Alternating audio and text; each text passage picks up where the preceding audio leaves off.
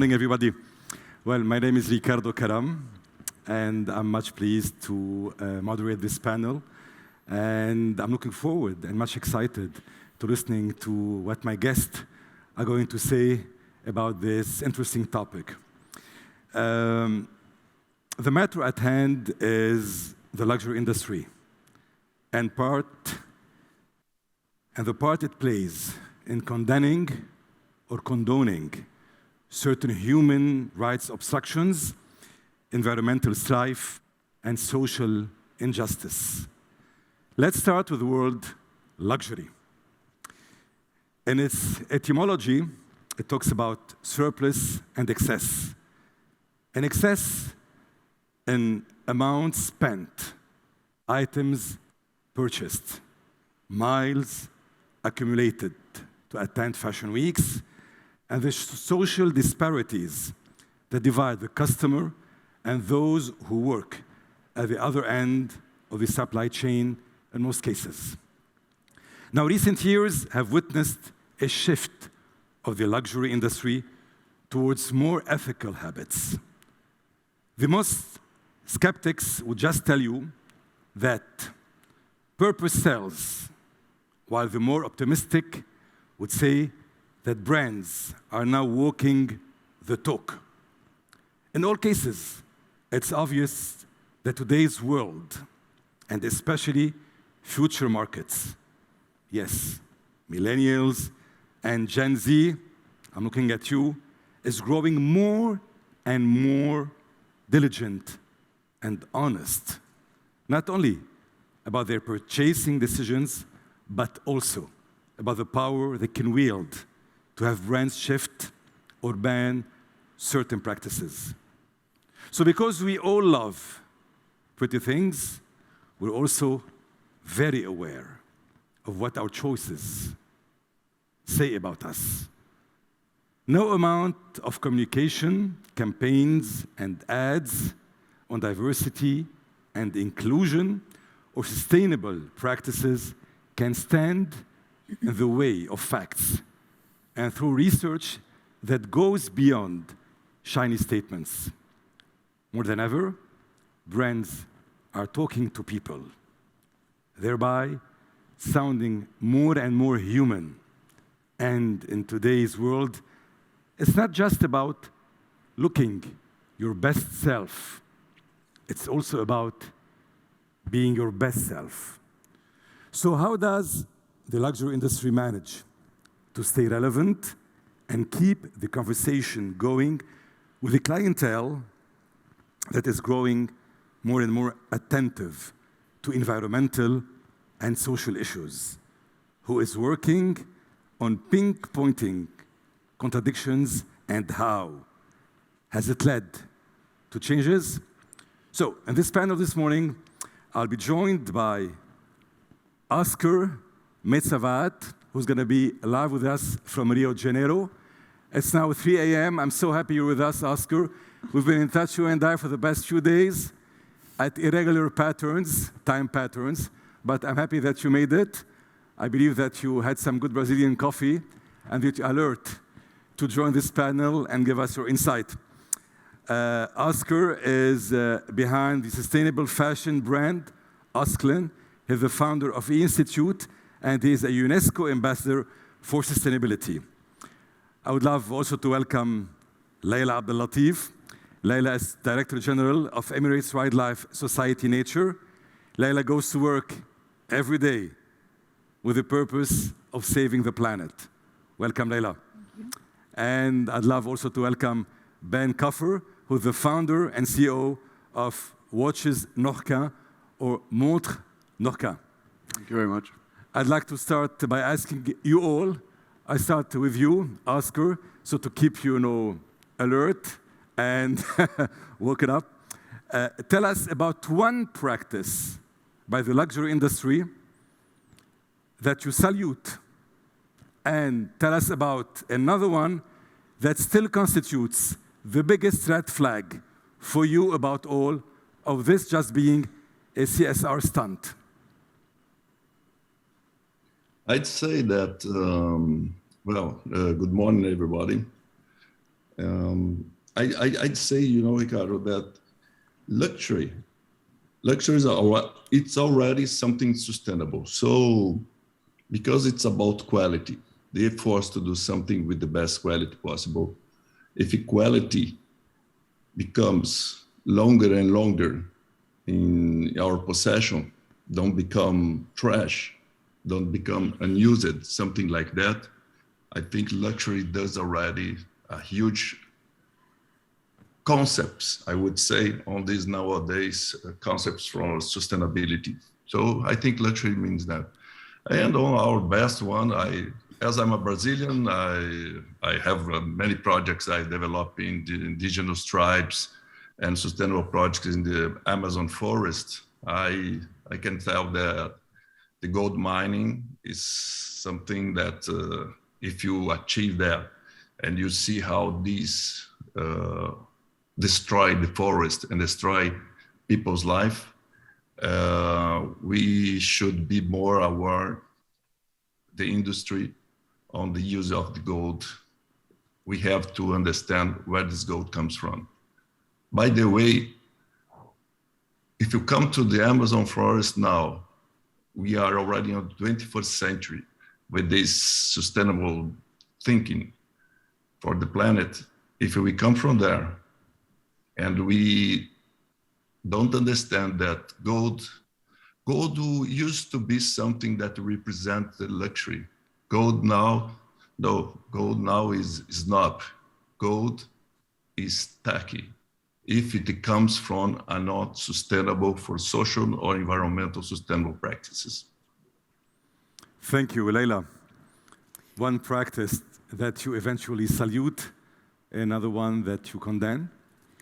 Well, I think to start off with, firstly, thank you very much for hosting me today and having me at this panel discussion. I'm very excited to be here. I definitely echo what Oskar has said. As part of Emirates Nature in association with WWF, what we did was an assessment of the luxury industry and really doing a deep dive to see what are some of those contradictions and challenges that the industry has, but also what are those brilliant market transformation examples. The virgin raw material extraction process, which is required for the luxury industry, as Oskar mentioned, is definitely one that needs to have a deep dive. You're talking about for the luxury watch and jewelry industry, they account for over 50% of global gold demand, but also 67% of newly extracted rough diamonds. So that in itself has a very carbon-intensive environmental impact, but also has a lot of implications when it comes to deforestation and so forth.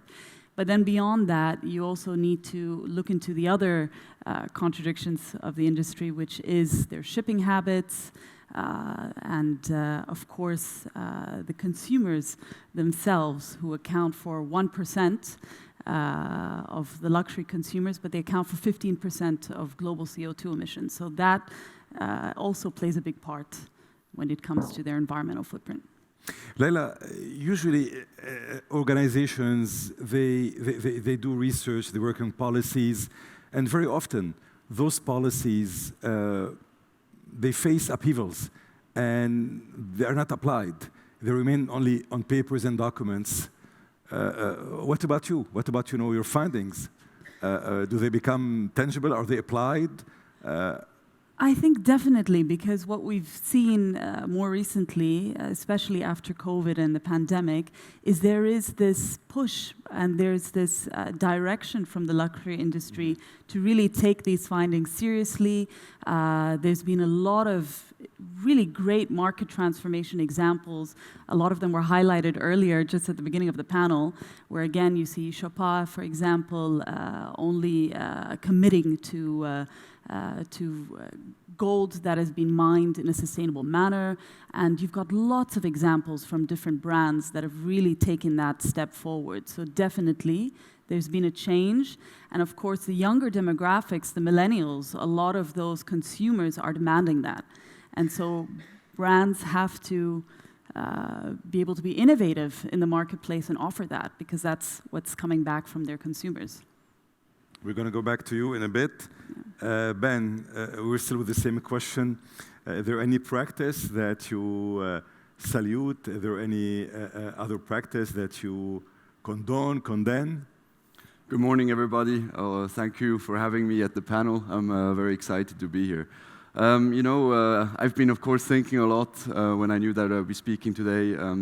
I think, we're the younger generation in the industry. Our company, we were founded in 2018. We're a young team, 35 years old average, and we're part of the millennials. So, we definitely have a sustainable vision, and I think that's something that's been highlighted by Oskar, by Laila.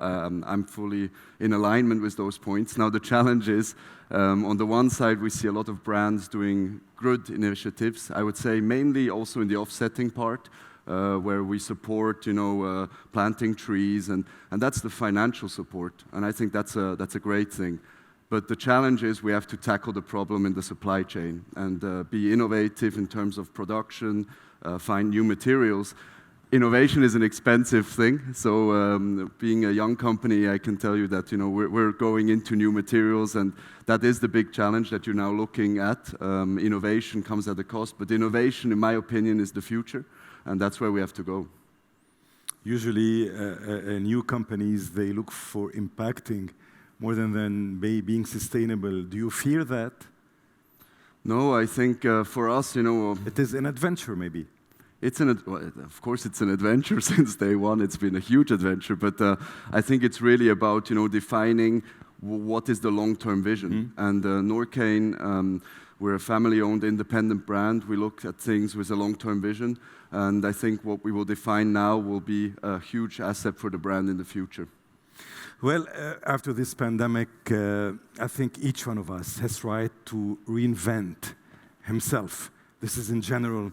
And in the luxury world, what Laila mentioned before, the same thing happened. Do you think that the pandemic has actually helped accelerate the luxury industry awakening, with everyone reassessing their values and the power of individual actions on a societal level?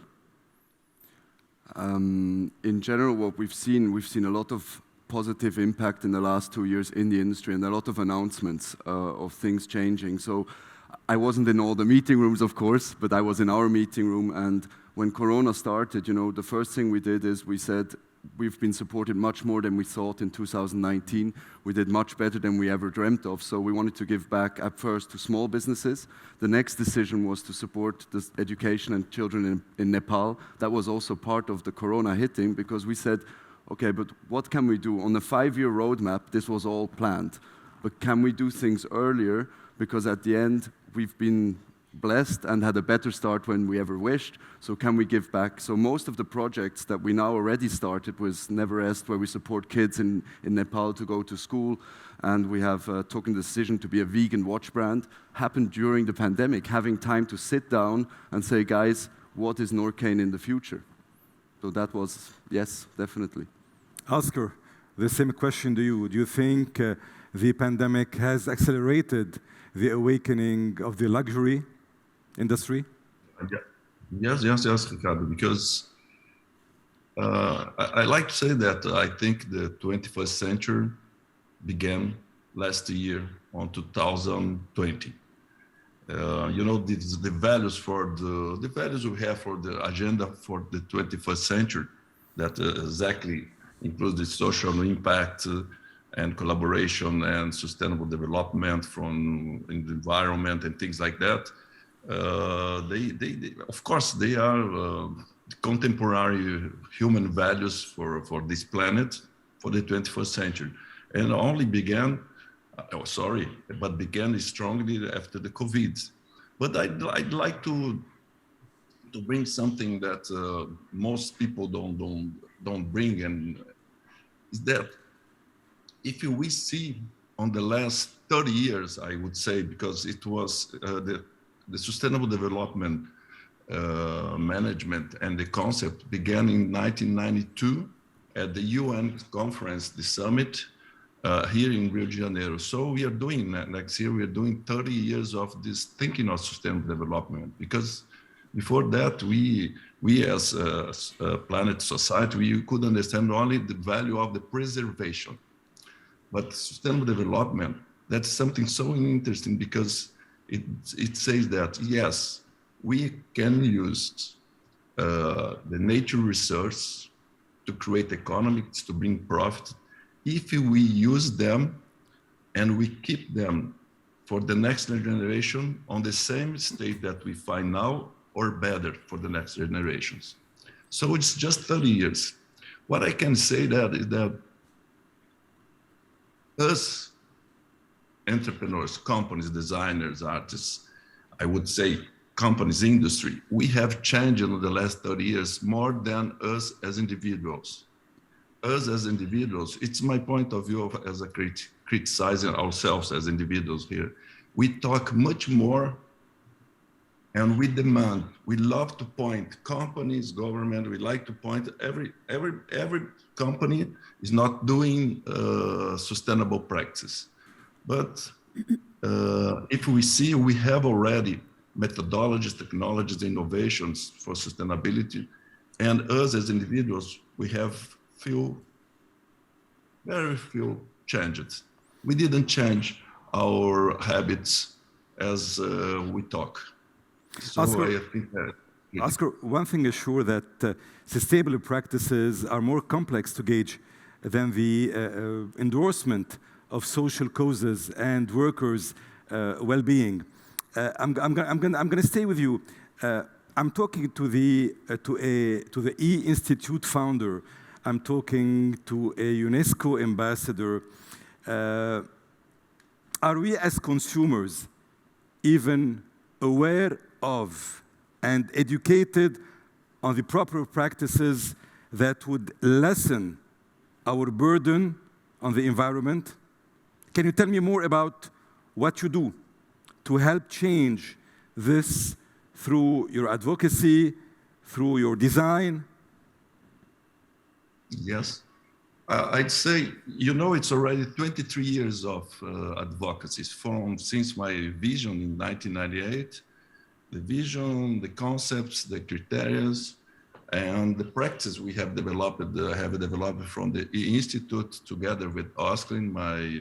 I like to say that Osklen, my design brand, I think I like to say we are a laboratory for the industry.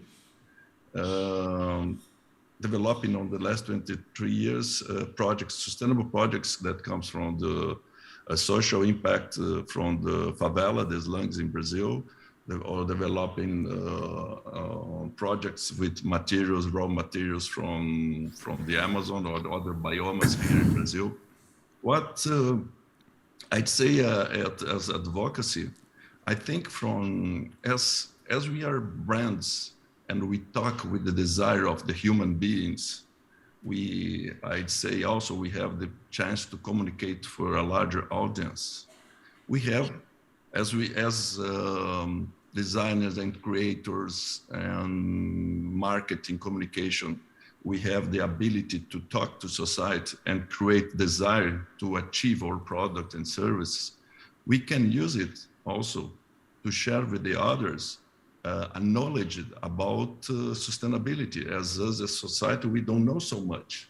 So let's bring the power we have to help to communicate through our campaigns or through our projects, our products that when we come to the sustainable supply chain, when we do a sustainable project, of course, we have a beautiful story on behind that we can share with our customers and help them to become also storytellers about how sustainability is chic, how sustainability is cool, how sustainability is luxury. So I think this is the way we can help a lot, and that's what I'm doing for a long time. And as a designer, of course, I think what's great for a designer point of view is that we transform commodity materials into desirable and utile objects.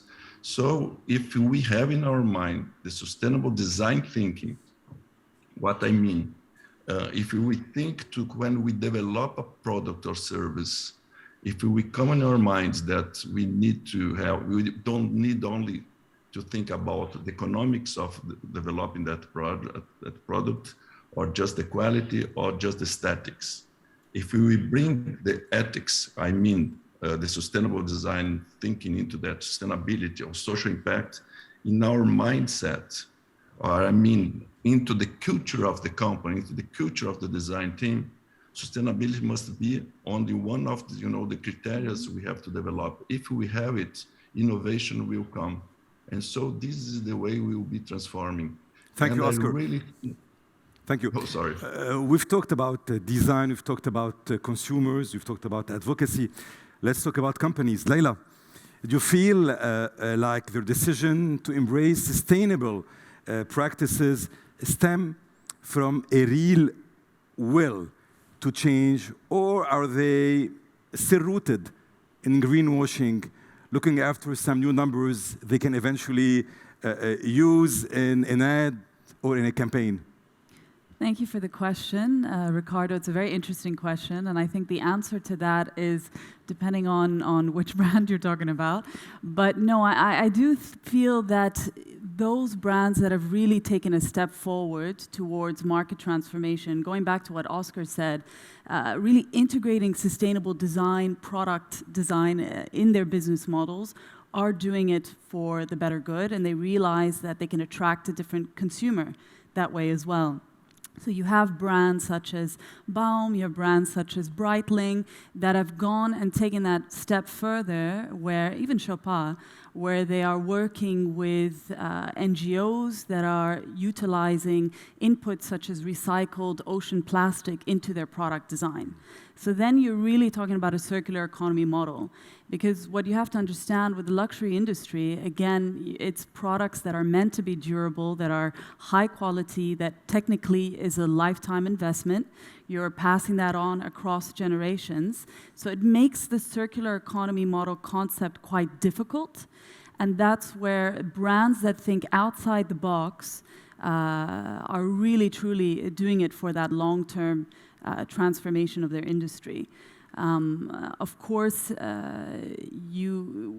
due to the pandemic, a lot of brands have taken that initial step where they've transformed, they've gone through that e-transformation. So fashion shows are done online, sales are done online, which is also great for the environment. They're reducing their environmental footprint, but that's very easy to measure and it's very easy to report back on in terms of your sustainability metrics. But what really needs to happen is brands need to work more on being transparent around the sourcing of their virgin raw materials. They need to go that step beyond, work with certifiable entities as well on the sourcing of their virgin materials. And there's a long journey around educating that consumer on what are the environmental impacts and how to choose the right product. There is a long journey, it's true, and you have named few brands. However, it's still very limited. How can you push for more? I think definitely collaborations between the brands, because as Oskar mentioned, a lot of innovation has occurred already, and you don't want to necessarily reinvent the wheel. You want to collaborate with one another and push that innovation to a much higher stage. So I think collaboration between brands is important. Collaboration with NGOs is important as well. The credibility comes to the forefront because, again, that's tied to the level of transparency that a brand is willing to share around their products.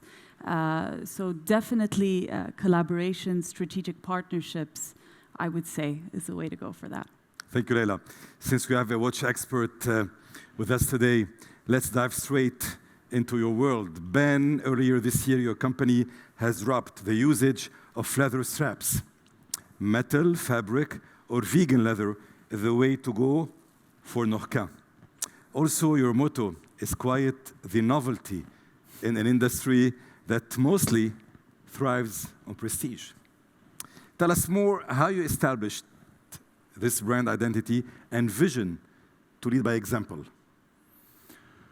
We're all very passionate people about the watch industry, and we're the young generation, and in 2018 we came together and we said that we have seen that there are very few remaining Swiss independent watch brands. So we came together and we said it's going to be probably the most big challenge you can imagine, to start a new brand in 2018 in a watch market that is very highly saturated. So what can we do? What is different? And we analyzed the market, and we saw that usually when a market is very traditional, which is a huge strength of the Swiss watch industry, there are also opportunities in innovation and finding new ways.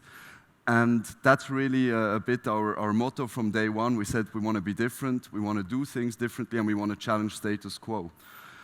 So Norqain today in 2021, we are now distributed in 14 countries. We have over 100 stores. And I often talk to the partners, say, you know, what led you to trust us? And here in Dubai, we're very proud and happy to have, you know, the Siddiqui family trusting us. So that's, of course, also showing us that it's a huge trust. But it was really for us to understand that it was the vision that we had, the long-term vision, saying that it's important to have independent Swiss brands, no pressure from the stock market, we can take our decisions. Vegan, that decision was a massive decision. I can say that on a financial aspect, with all the inventories that we had, not only in line, but also our suppliers, challenging them, saying we want apple skin, and the first supplies or samples that we received for apple skin were so great until we found out that 35% was polymer, which is again the next problem. So we then said, well, we want recycled plastic. We don't want to have apple skin and plastic, we want recycled plastic. So that's where we are today. It's our vision, and I think that Norqain, our role is to challenge status quo, be innovative, both in terms of supply chain production, but also as a brand image. But you know, I'm preparing for this panel this morning. I had to make a lot of research. For me, it has always been something I looked at in a shallow way from the outer side. So I made a lot of research, and I really kept on reading and reading and reading, and I found myself diving into something I never thought of before. So it's safe to say that most luxury watchmakers have been falling behind when it comes to sustainability. It's true that when we look at a timepiece, we don't directly think of its impact on the environment. They last for decades, so we assume they are sustainable. But the industry isn't known to be the greenest one, despite its attempts to change that over the years. According to the World Wildlife Fund, nearly all of the major watch brands lack transparency when it comes to their environmental standards and practices. Most would say that more energy-efficient facility or more eco-friendly packaging is nothing compared to the sourcing of raw materials. Laila, question to you. In your opinion, what is the primary obstacle that is standing in the way of better practices, better policies, as you mentioned before, and practices being implemented when it comes to mining?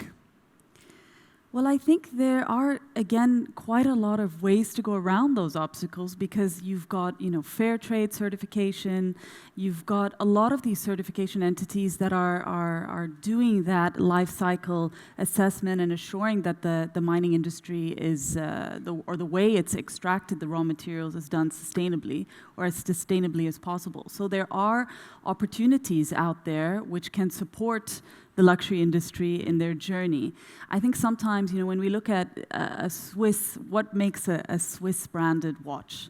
So technically, to be considered a Swiss branded watch, and correct me if I'm wrong, 60% of that watch has to be manufactured in Switzerland, either in the brand's premises, and they're usually talking about the different components of the watch. However, the inputs that go into the watch, so the raw materials, are a lot of the time outsourced to a contractor, and that's where the brands themselves are not aware of how the raw materials are extracted. So this is where a little bit of that contradiction comes to play, and that's why it's very important for the brands to be fully transparent around that supply chain process, to be fully aware of who they're partnering with on the different components, and that is where you can make a real change. And again, collaboration is very important, definitely, throughout the process, and it's possible. It's been done by a lot of brands, and it's definitely something that can continue to happen. But again, it's important to not also only put the emphasis all on the brands. The reality is sustainability goes beyond the product. You're talking about the shipping of the product.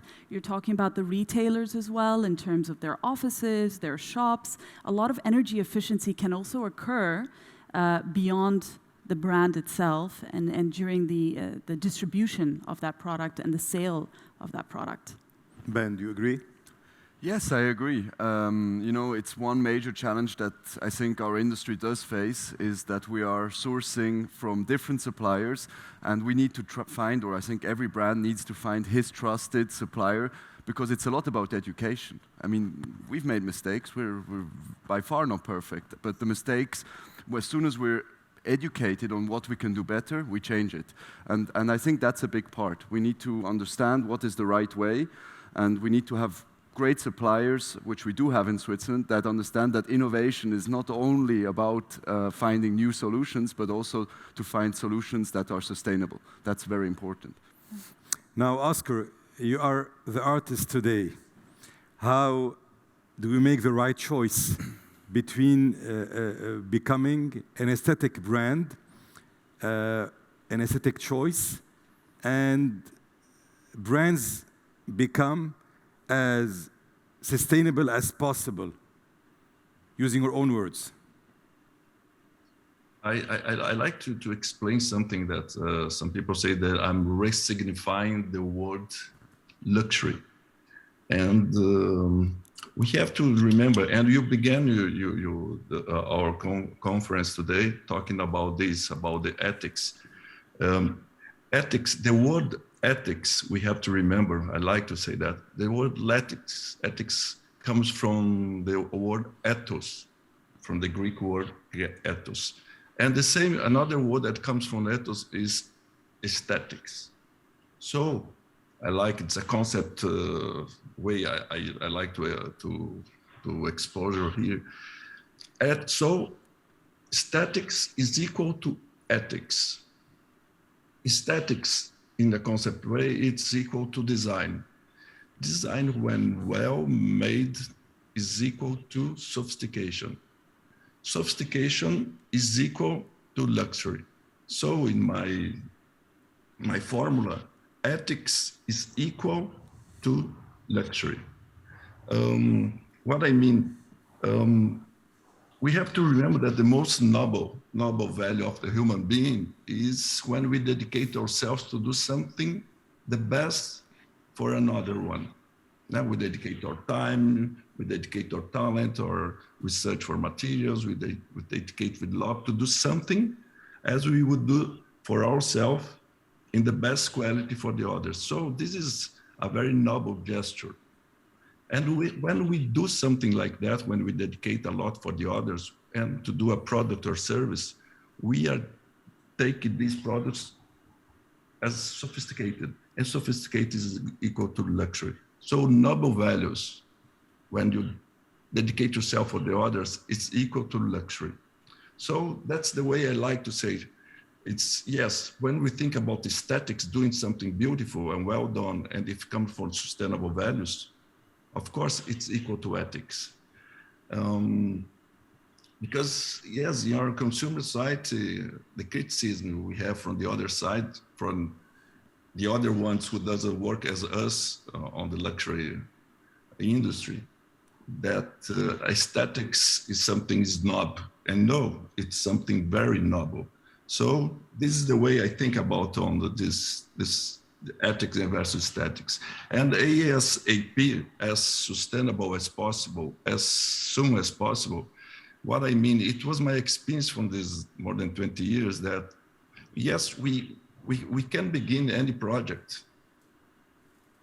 We don't need to follow what institutions or what society individuals tell us, come on, you have to, you're not 100% sustainable in your product or service. Of course, we are not. Innovation takes maybe decades, maybe a century to develop and change. We are not going to become from 200 years of industrialization to become to a green industry from a decade or 3 decades, as we are already on that.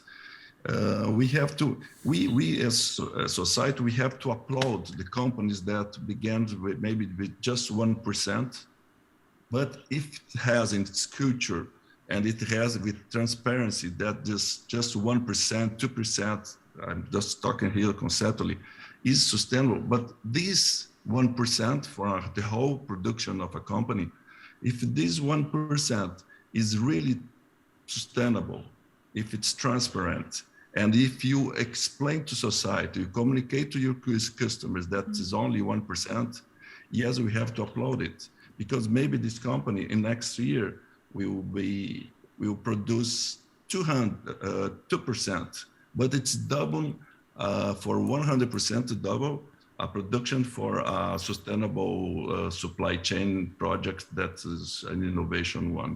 So this is the way I approach. This is the way that in Instituto-E, we help some industries, some other industries, not only the fashion industry, to have this sustainable design thinking culture into the company and understand the mission of sustainable development into a company that can begin with 1% to become 100%, depend on how it can be developed as innovation. Thank you, Oskar. Ben, are precious materials bound to stay the norm?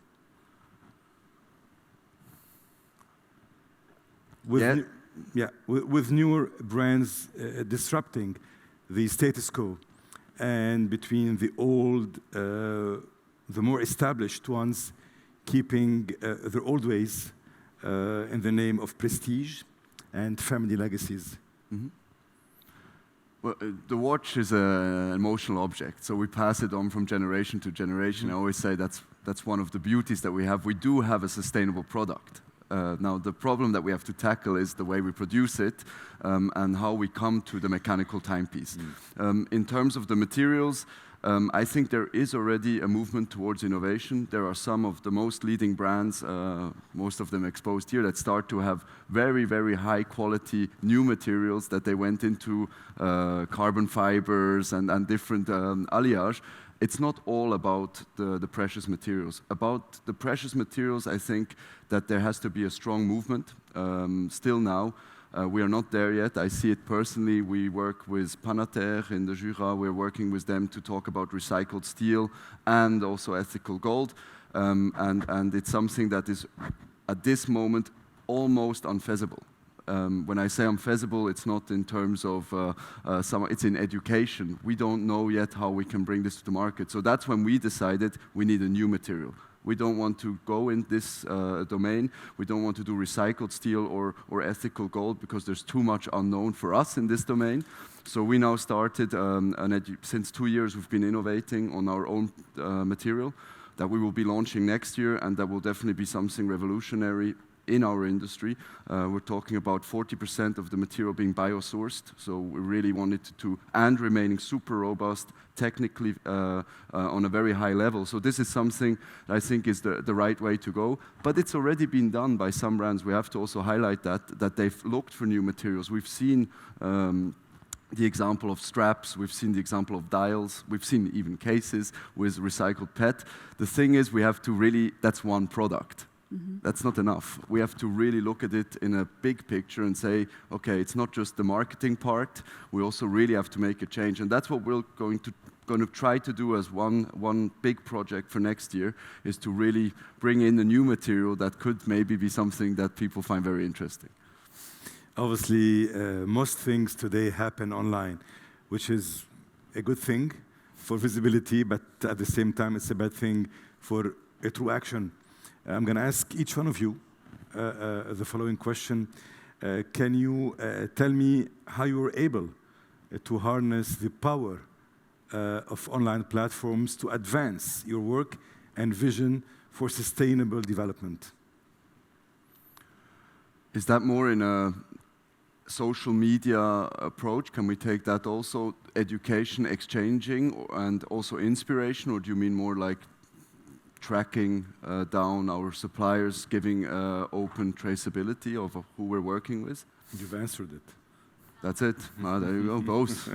No, but that's what we try to do. Now we have projects. Leonie is here from Switzerland. She's doing blockchain and has a panel here tomorrow.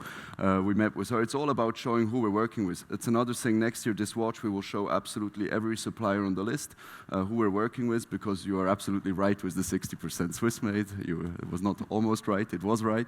And so we want to be open about that. And social media is a fantastic tool, because on the one side, you're challenged by social media. If you don't do things right, people will let you know. That's always good. The second thing is that social media is also an inspiration source for our company. We keep on getting feedbacks and inputs. When we took the vegan decision, we had a lot of, really great projects and people around the world who are doing fantastic projects, reaching out to us, hey, could you not? And do you think you could do this? And that's when you get new inspiration. So both of those are important drivers for us. Thank you, Laila. So how have we utilized the digital space Exactly. for transformation? Well, our story is a little bit different because, of course, we're not in the luxury industry. As an NGO, what we realized during COVID was that there really is this opportunity now to engage with the masses and to make sure that people are mobilized for transformative impact for nature and humanity.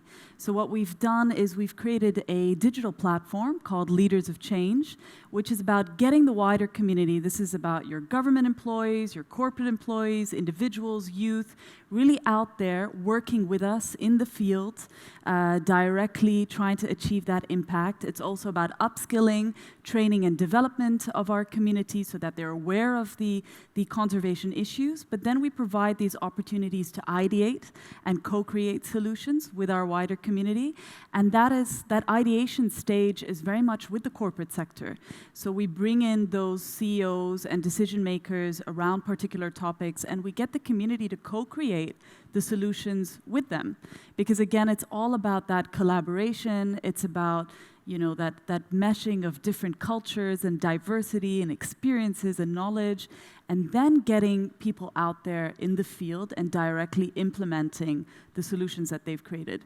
So we've gone through a very big digital transformation stage. We've done a soft launch, but we're officially launching this on Sunday. So it's very new for us as an organization. Oskar, the question goes to you. Can you tell us how you're able to harness the power of online platforms? And you feel like most people today are willing to walk the talk offline? I think we're changing a little. And I think that the industry with the NGOs, we can help, of course, to transform through education, through information, through communication projects and movements, to educate the society to a new way of consuming. And as using, for example, the digital, I'd say, for example, we've launched 2 years ago a movement we called Amazon Guardians. What means is that only not indigenous tribes or the people who live in the Amazon who are the ones who take care of the forest, but any one of us, because as consumers, we have to understand ourselves as consumers, as we understand already as us designers and engineers and artists who transform the raw material into products.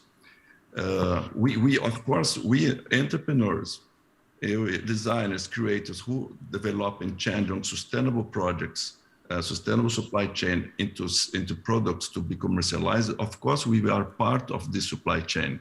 And of course, we are activists.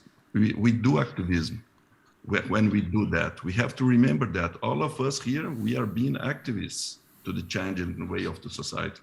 So if we bring that and we share with the consumers, and consumers understand that he's also part of the supply chain, because from the seed of cotton in the raw, or for raw material, from a kind of different materials, precious materials, etc., that comes from those origin, to achieve, to transform from designer to manufacturer to say, all of us, we are part of this sustainable chain. And if the consumer think they can be also an Amazon garden, when he do have this choice of between a sustainable one or a sustainable one that comes from a beautiful project that's from the latex from the Amazon, for example, if you have that choice and of consuming, you're being part to help all the supply chain and to be helping really someone to have a better quality of life into the Amazon forest, for example, and keep the forest alive. So I think the digital media can help us to create movements that are not only to go to some riots and bring some, flags and talking about, but be participating as a consumer or a transformer into the industry. Well, I still have one question before giving the floors to the audience. The title of this panel is, on the bright side, at least we don't blank anymore, which does not mean we shouldn't blank ASAP. So I'm going to ask you to fill the blank. Laila.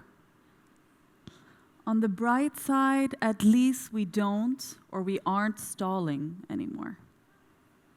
Stalling. Wow, wow, wow. Ben? Ignoring. Ignoring. Perfect. And Oskar? Dedicating ourselves to do that, as we are doing now. So at least we don't? We don't waste time anymore. Don't waste time. Great. Thank you so much. So now the floor is open to questions, if you have some, please.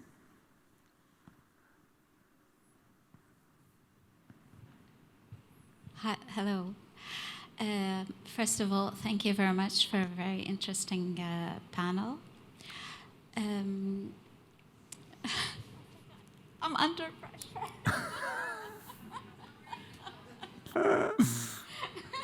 I actually written down what I wanted to say, but I forgot it. So I think not being sustainable is no longer an option. It's no longer not an option for brands, because more and more customers are becoming conscious about their about environment, about their spending behavior.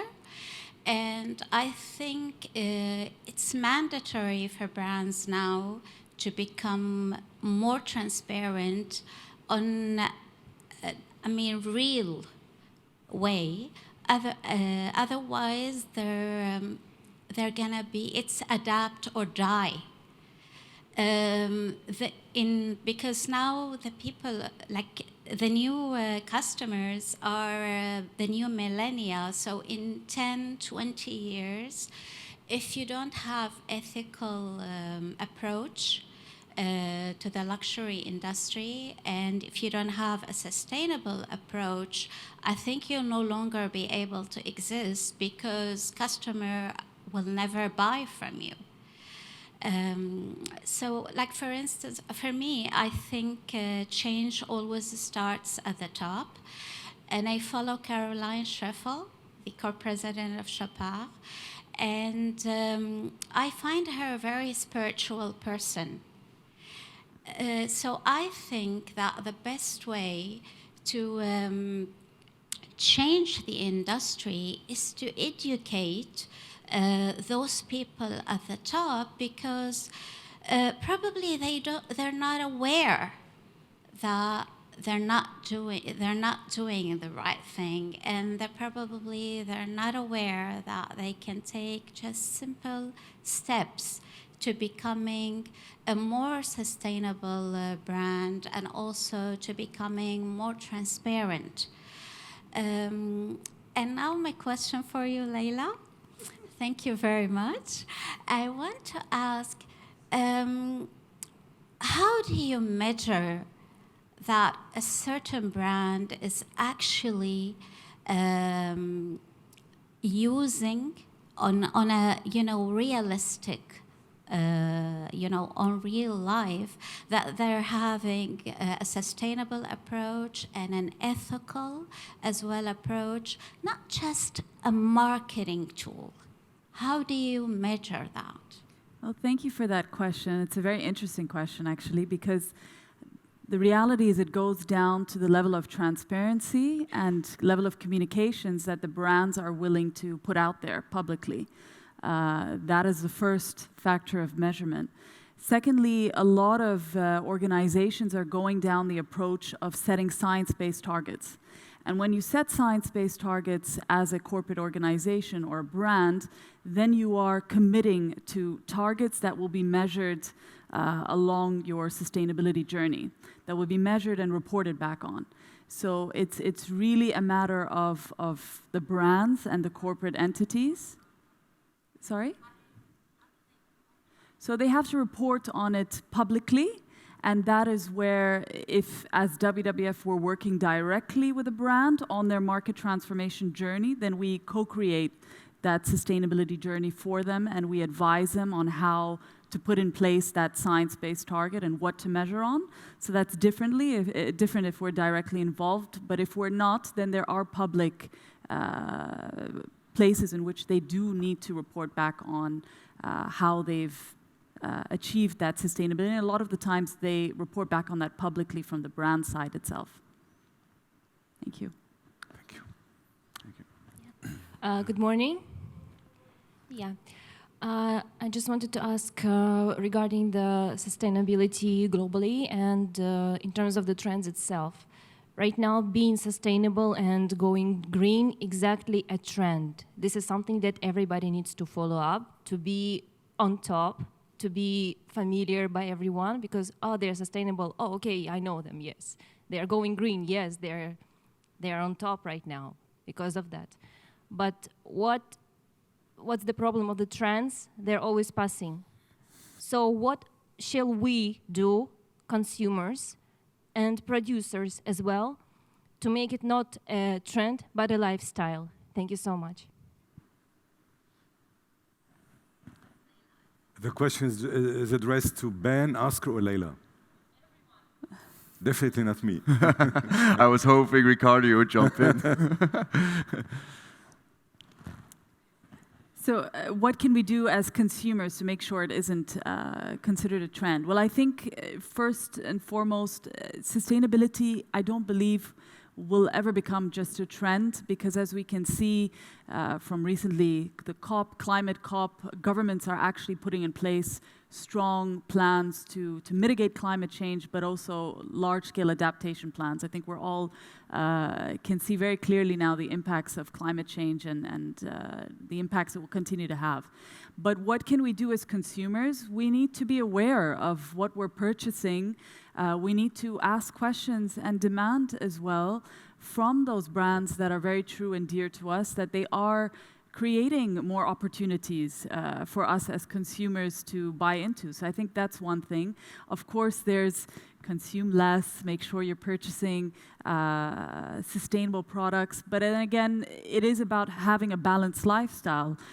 You can purchase your luxury products, but then again, you want to make sure that you're not over-consuming and you're demanding. 81% of millennials now, based on recent statistics, are not just out there to purchase a product for the purpose of acquiring it. There has to be some other, a higher purpose beyond it. Is that product also philanthropically giving back to a particular cause? Has it been sourced sustainably? What's the purpose behind purchasing it? So that's very important. It's great to see that it's 81% of the millennials, and therefore it's not a trend. The organizations need to integrate sustainability in their business models if they want to survive in the long run. Thank you, please. Sorry, can you hear me? So, Nicolas Chamas, official Bespoke. We had the pleasure of interviewing Greta Thunberg not long ago. And if she is the model that we should emulate, it's almost impossible. Everybody here is guilty. When she goes to the UN to speak, she doesn't take an airplane.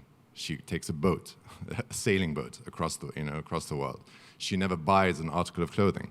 She only takes, used clothing. So, I mean, when you talk about a watch strap saving the world, let's be honest here. I mean, Zara is, Mango, and these fast fashion brands are killing the world way faster than a watch strap will ever be able to save it. So where in the order of priorities, even when you're talking about metal, it's not just gold, iron ore, how many sustainable iron ore mines are there in the world? So, the issue is so much bigger than a few nice words or an ethical donation or something else. Where in the list of priorities should we really be tackling when it comes to policy? What you just mentioned is one of the big first points that I fully agree with, and that's why before I also said, the strap, and we have to move, and it takes on a bit the trend question as well. If we talk about trends, then we have marketing stories.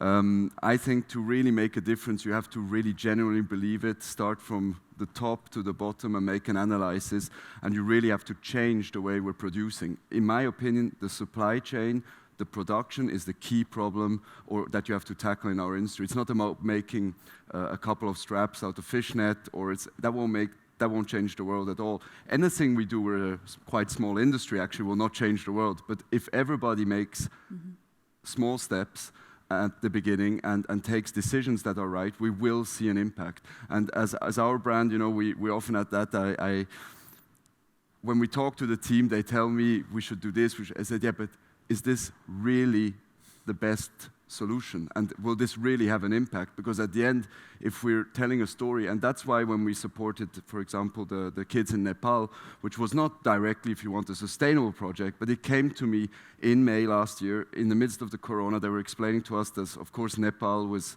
the whole corona crisis, it was impossible to visit, and that the whole tourism will not happen, so the situation is very bad. And we did that, we gave back from the new watch line that we launched 10%, and it really does have an impact. So I think then again, you'll hear people say, why do you not give 20%? Why do you not give 50%? At the end, we have to say we have to be a business to be able to give back. And I think that's something that we also heard today. It's the finger showing on the brands that you're always scared to actually do a step. So we have to trust each other, we have to make steps, and we have to believe that brands are trying to make progress and call out the things that are not good. I agree on that, But that's a really important point of the whole sustainability movement, to make it a lifestyle and not a trend, to answer that as well. Yeah. And I think just to add on that, if you don't mind, it's important, of course, to focus on the priorities, but the reality is we don't have time to just focus on the priorities, and it is not only for those most polluting industries to play a part. So everybody does need to change their business models and integrate sustainability in the DNA of their business models. So the luxury industry is one of those industries. It might not be the most polluting industry in the world. I mean, if you look at cotton, for example, it's the second most polluting industry after oil. So that's with the fashion luxury industry. But everybody does need to integrate true sustainability now. We can't afford to say, let's do this priority industry and then this one, and we don't have that luxury of time anymore. And that goes down to consumers and individuals as well, in making those balance changes in their life. Yes. And what I think, of course, it's a trend, but I think it's a civilization trend we are living.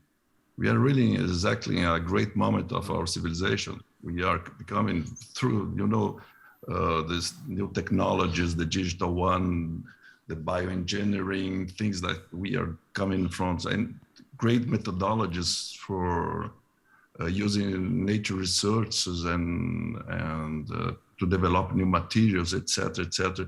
No, I'm a very optimistic person. I think this question about the trends, it was in the beginning of the 2000s that everybody was talking about sustainability in that time, but not having real practice. But we are living another moment now. The innovations are here. We can see so many sustainable projects. And about how to be the policies on that, I really think we don't have institutions in the world now. We as society now, we are not believing so much in the institutions. We are always against the system. And I really think that us as individuals, we have on the same way we have the rights to ask companies to change to sustainable way, we have some duties for us.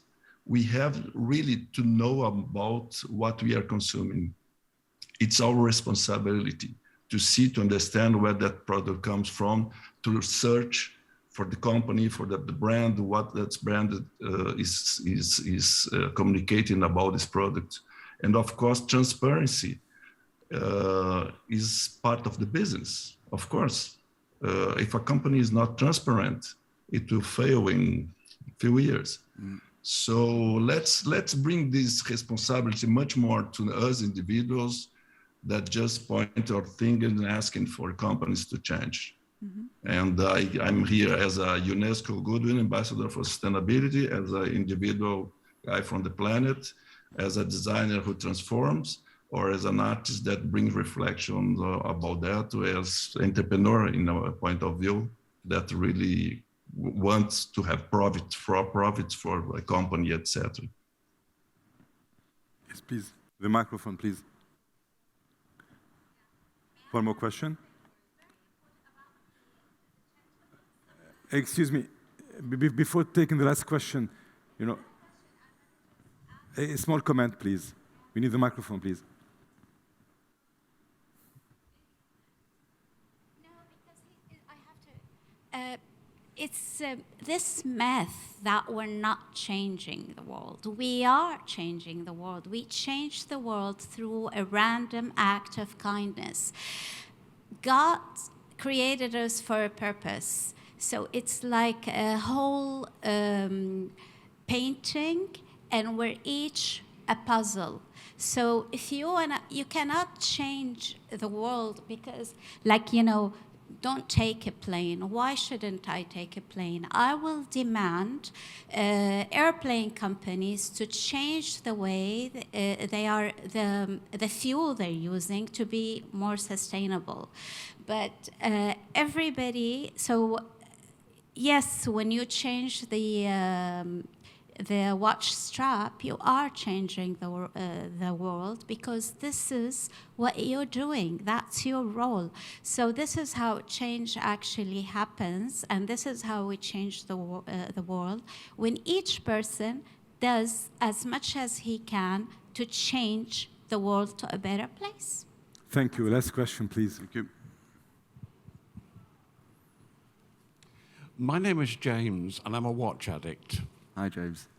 My addiction is expressed by having way too many watches, and I change them very often. And yesterday I was wearing a watch that was made in 1927. It worked perfectly, it told me the time, it did everything I demand of a watch. So my question is, what's the role of vintage in the luxury industry? Who would like to answer?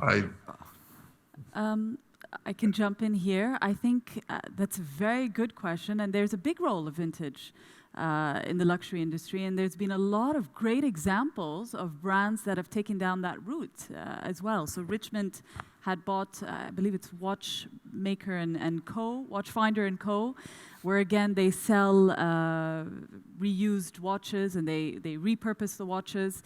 You've got Gucci, which also sells repurposed products and clothing. Valentino now has an opportunity where you can sell back or return back your garments for resale. So vintage is a massive opportunity within the luxury industry, and one which encourages this concept of circular economy. So definitely a great question and a great solution. There's innovation on the one side and tradition. And I think that's where the watch brands are today. We have, of course, a fantastic certified pre-owned market that is growing rapidly around the world. They estimate it to be 50% of all watches sold within 2 years, 3 years, and that's huge. But innovation is the other way, and I think that's what's super exciting. Is in terms of innovation, we are all looking to sustainable products, new materials, and so it will be an interesting mix between the vintage and innovation. Also, I think that's what makes our industry what it is today. Yeah. Excuse me, Dom. I feel bad because the gentleman in the back had something to say for some time. So if you conclude with you.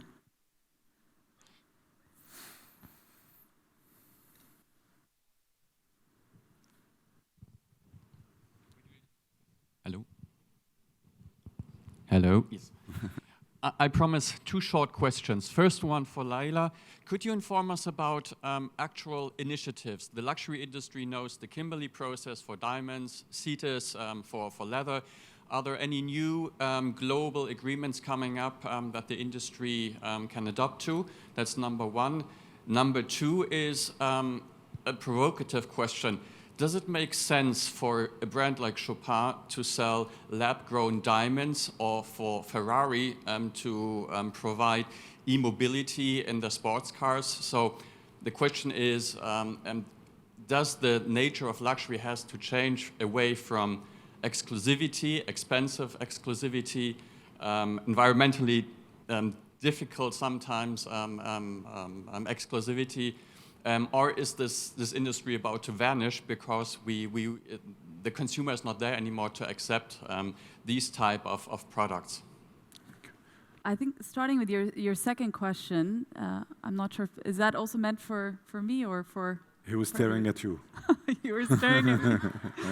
But I'll pass it on to the other panelists, which was, does the luxury need to sort of rebrand itself, or will consumers accept, from what I understand, that innovation? I personally think it is. Innovation in itself is sexy, right? Because it's something new. It's something new and desirable. What's important is, the reality is people will pay a premium for good products and for good design. But good needs to extend to good for the planet. And that's what has to be integrated into that design, innovative thinking. So I personally believe, yes, people will still go for that. And especially living in the UAE and in Dubai, this is a beautiful example of where we innovate and innovate and innovate and take risks. And it seems to be working out for us so far. So alhamdulillah, I would say yes to that. Going back to your first question, I know of the existing certifications and existing commitments that brands have made. As of whether new ones are in the process of being formed, potentially, I can't necessarily talk about that specifically, as I'm not an expert on that process. But again, I know I have highlighted quite a bit of the challenges today on the panel, but there has been amazing innovations in the luxury industry. So many brands are way ahead and really trying to make a difference. IWC, Cartier are on the top list of brands that have been super transparent and have looked at different areas of their supply chain. You also have Tiffany and Co. that are looking at the way they source their diamonds and really taking control of that supply chain itself. So there's so many examples. And even here on stage with Ben and Oskar explaining what they've done with their organizations is unbelievable. So it's really a matter of collaborating and making sure that everybody learns from one another. Thank you. So thank you, everybody. Thank you for joining us. Ben, Laila, Oskar, thank you so much. It was a great opportunity. Yeah. Let's conclude with a selfie all together.